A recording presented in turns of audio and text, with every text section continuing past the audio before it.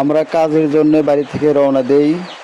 যেতে পথে দেখি দেখি চার মাথা গাবতলী থানা, এখানে একটা পাগল পড়ে আছে, বৃষ্টিতে ভিজে যাচ্ছে। তার কাছে যাই আমরা, যে তাকে আমরা কিছু কথা বলি, তাই কোনো কথা বলতে পারে না।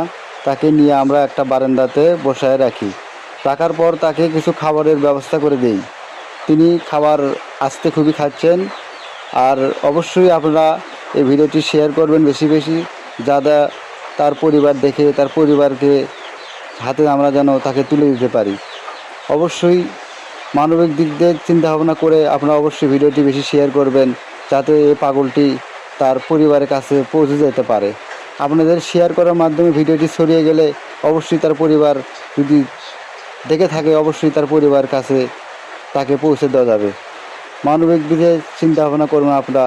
অবশ্যই আপনারা আমাদেরকে সহযোগিতা করবেন, যাতে আমরা তার পরিবারের কাছে তাকে পৌঁছে দিতে পারি। আমরা কাজের জন্য বাড়ি থেকে রওনা দেই। যেতে পথে দেখি দেখি চার মাথা গাবতলী থানা, এখানে একটা পাগল পড়ে আছে, বৃষ্টিতে ভিজে যাচ্ছে। তার কাছে যাই আমরা, যে তাকে আমরা কিছু কথা বলি, তাই কোনো কথা বলতে পারে না।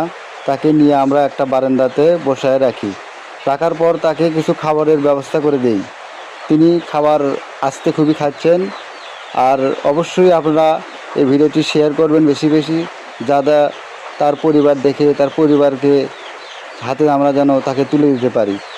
অবশ্যই মানবিক দিক দিয়ে চিন্তা ভাবনা করে আপনারা অবশ্যই ভিডিওটি বেশি শেয়ার করবেন, যাতে এই পাগলটি তার পরিবারের কাছে পৌঁছে যেতে পারে।